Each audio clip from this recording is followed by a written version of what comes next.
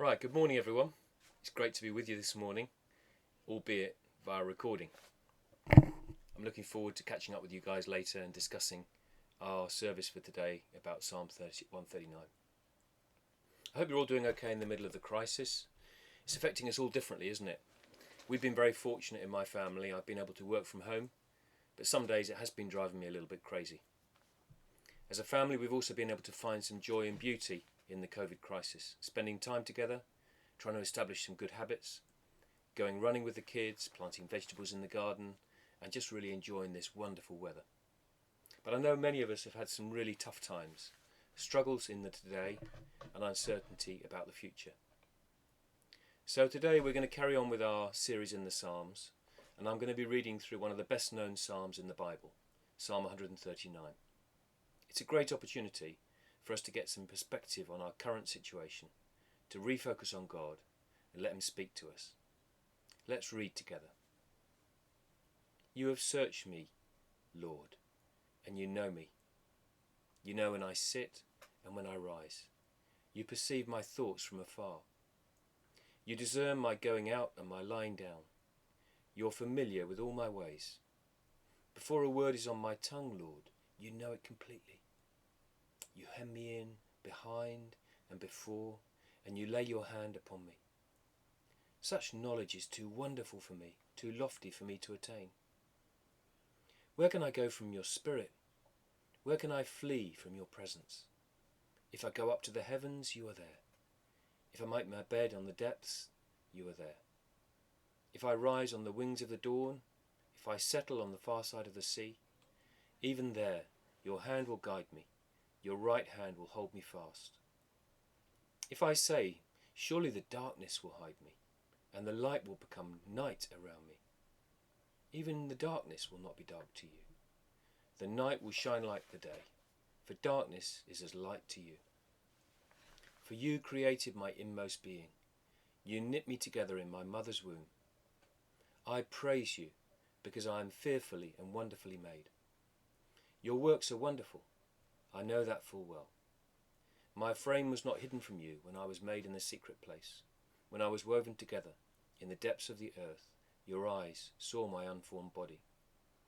All the days ordained for me were written in your book before one of them came to be. How precious to me are your thoughts, God. How vast is the sum of them. Were I to count them, they would outnumber the grains of sand. When I awake, I am still with you. If only, God, you would slay the wicked. Away from me, you who are bloodthirsty. They speak of you with evil intent. Your adversaries misuse your name. Do I not hate those who hate you, Lord, and abhor those who are in rebellion against you? I have nothing but hatred for them. I count them my enemies. Search me, God, and know my heart. Test me and know my anxious thoughts. See if there is any offensive way in me, and lead me in the way everlasting. This beautiful psalm was written by David, who had an extraordinary relationship with God. He's meditating on the awesome greatness of God. His God knows everything. He is everywhere. Nothing is too big for him. Nothing is too small for him. And David goes on a bit of a journey. He starts the psalm feeling God's spotlight on his life. You've searched me. But reading it, I'm not sure he really wants to be in the spotlight. He talks about escaping from God's presence and trying to hide from God. But after meditating on how great God is, how good he is, he ends up by inviting God to search him, know him, and test him. And that's what we all need today, to go on a journey into God's presence. So let's come together in a bit more detail into the psalm. The first section, verses 1 to 12, David starts like this. You have searched me, Lord, and you know me. This is the first thing that David knows about his Creator God. God knows everything. He's omniscient. We can't have any secrets with God. He knows it all. And this is one of the things that makes him God. It's good to remember that God is above every other power that might be influencing our lives. In the Bible we read about other powerful beings such as angels. Our enemy the devil who is a fallen angel, can tempt us. He can put bad thoughts in our heads. But I really don't believe he's omniscient like God. He doesn't know your thoughts. Only God knows that. And God knows what we're going to say even before we say it. Nothing escapes him. The second thing that David has learned about God is that God is everywhere. He's omnipresent. Again, this is a unique characteristic that makes God who he is. Again, the devil, our enemy, he can travel at high speed, he can marshal great evil armies, but he can only be in one place at a time. God is so much greater than any enemy we might ever have, physical or spiritual. And sometimes we act as if God doesn't know everything, or as if we can hide from him. David even speaks here about trying to flee from God's presence, going to the most extreme places, the heavens or the depths, or the furthest place, the farthest side of the sea, or even trying to hide in the darkness, like a child might try and hide from their parent. But God is in all those places. There's no escape. I'm not sure if you've ever tried to run away from God. I certainly have. Had times in my life when I've done something wrong and I've tried to hide from God like a naughty child. And the Old Testament prophet Jonah tried it, didn't he? He decided to run away from God. But in that furthest place, many miles away from home, in the middle of the ocean, under the water, actually inside the belly of a fish, God was still there. So we can try and run away, but God isn't seeking us to try and make us feel bad. He's seeking us because he wants a relationship with us. And to be in his presence, wherever we go, is the most wonderful thing. We can never be in a situation in our lives where God is not there, right there, present with us, in the middle of whatever we are experiencing. No wonder David says, "Such knowledge is too wonderful for me, too lofty for me to attain."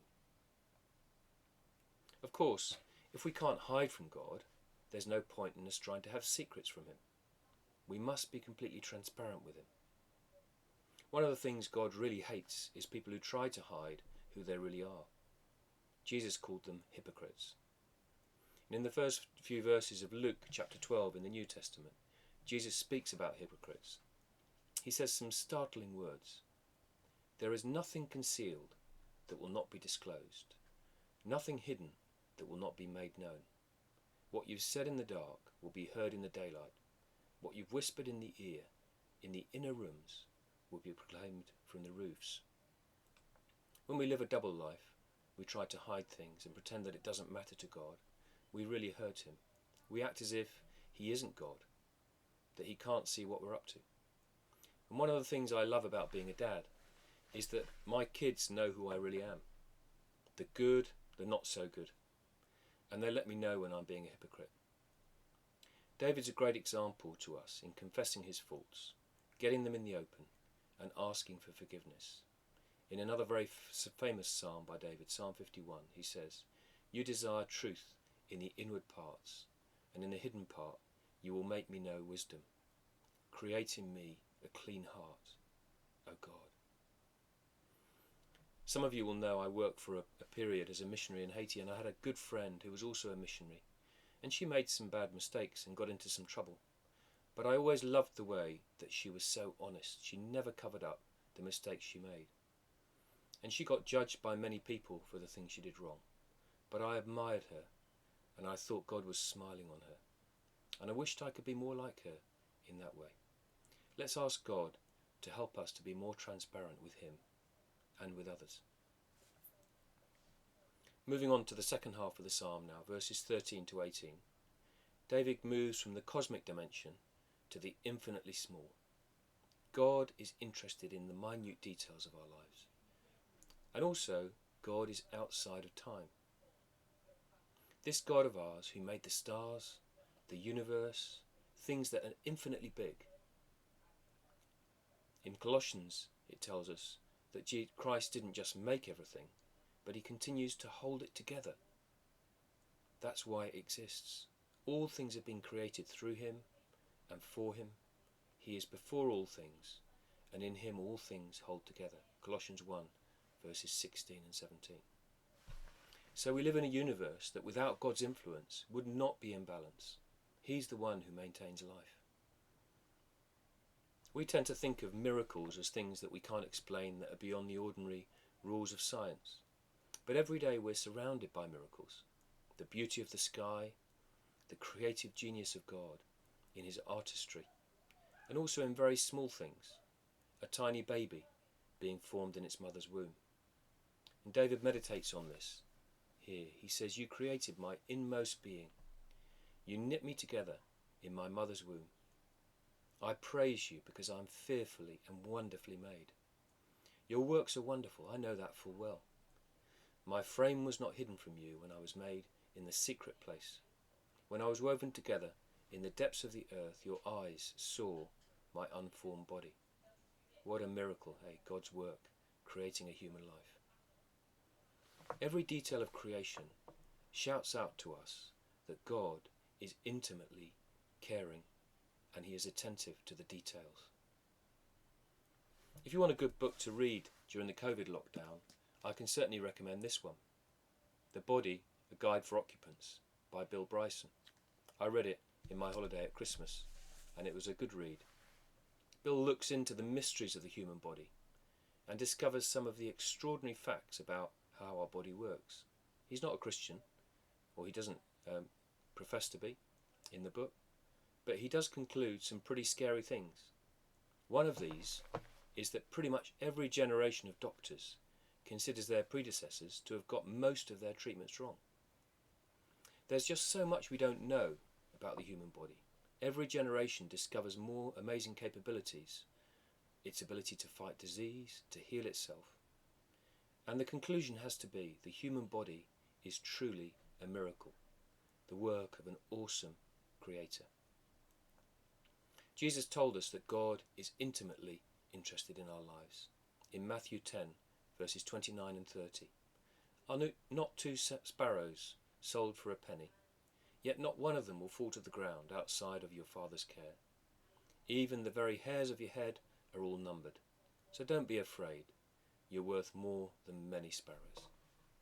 I won't make any jokes about numbering hairs. I'm sure I don't want to hurt anybody today. My hairdresser says she needs a search fee when Edna asked for a discount when she came to do my hair last time.